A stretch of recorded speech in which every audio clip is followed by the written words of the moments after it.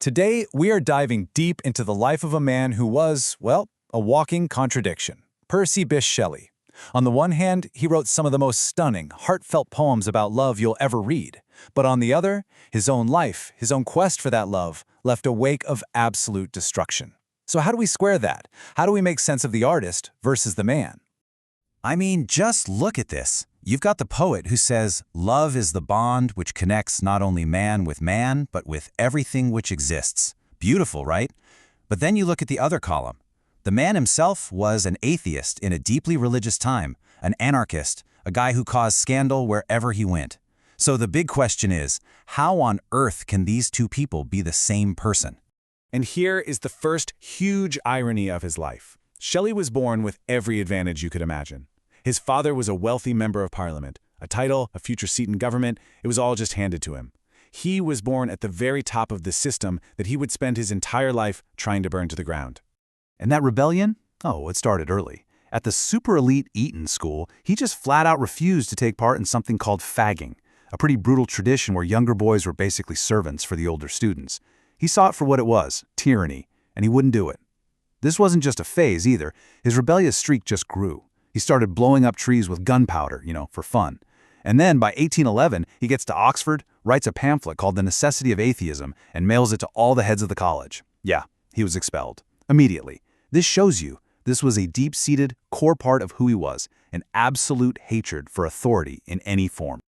Okay, so to even begin to understand the chaos of his personal life, you have to understand the philosophy he lived by, free love. Now, this was a seriously radical idea back then, and it wasn't about what you might think. It was the belief that love, and only love, should bind two people together. In his view, a marriage where the love had died was nothing short of tyranny. And you have to understand, he wasn't just saying this, he genuinely, truly believed it.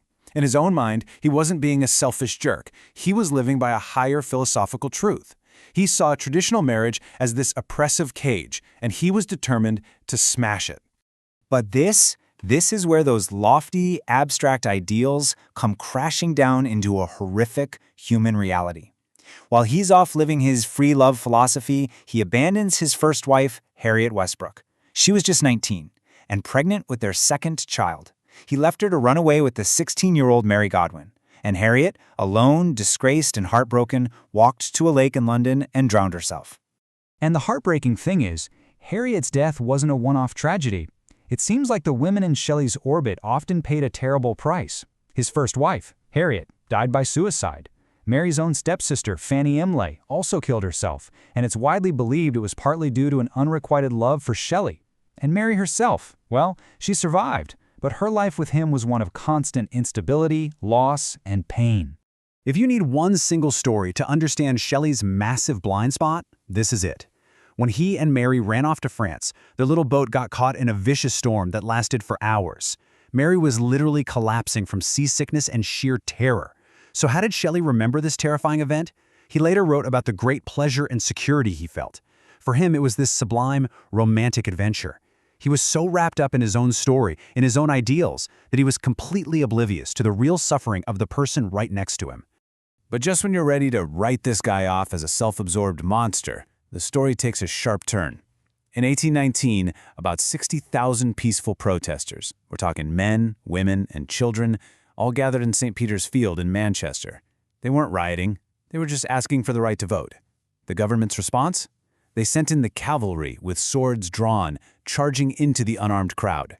When news of this massacre reached Shelley in Italy, he was absolutely horrified. And so he picked up his pen, not as a poet, but as a weapon. He wrote this furious political poem called The Mask of Anarchy. And in it, he turned the government ministers responsible into these grotesque, nightmarish figures. Murder was the foreign secretary, throwing human hearts to his dogs. Fraud was the Lord Chancellor, wearing a robe made of tears. And hypocrisy was the Home Secretary, riding a crocodile in priest's robes. It's just savage. And the poem builds and builds until it reaches this incredible, powerful climax. After exposing all the corruption, Shelley gives the people a simple, unforgettable call to action. Ye are many, they are few. It's this revolutionary idea, a call for the powerless to finally realize their own strength in numbers. And that one line, that simple idea, would go on to inspire giants of nonviolent protest like Gandhi and even Martin Luther King Jr. But believe it or not, his political thinking went even deeper, even more radical than that.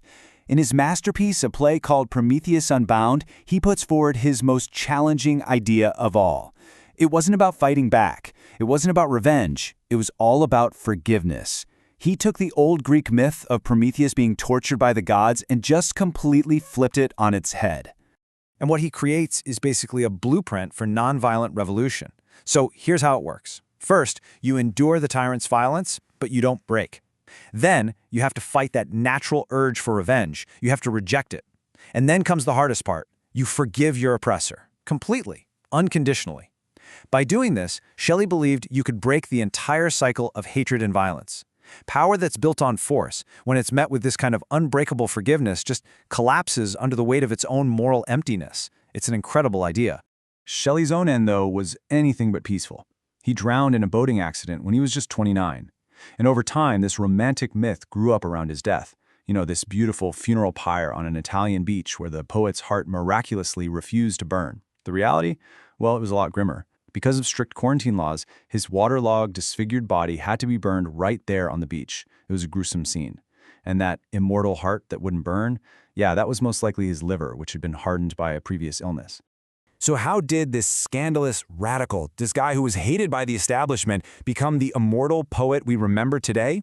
Honestly, the credit goes almost entirely to one person, his wife, Mary Shelley. After he died, Shelley's father tried to completely erase his memory and his work. He even threatened to cut off Mary and their son financially if she published anything, but she refused.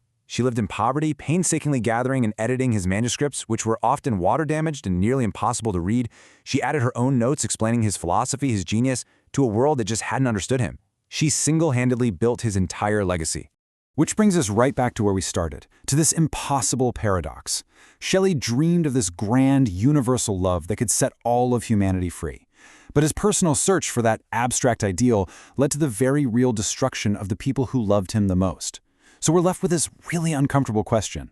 If an artist's grand vision for the world comes at the cost of so much personal tragedy, how are we supposed to judge them?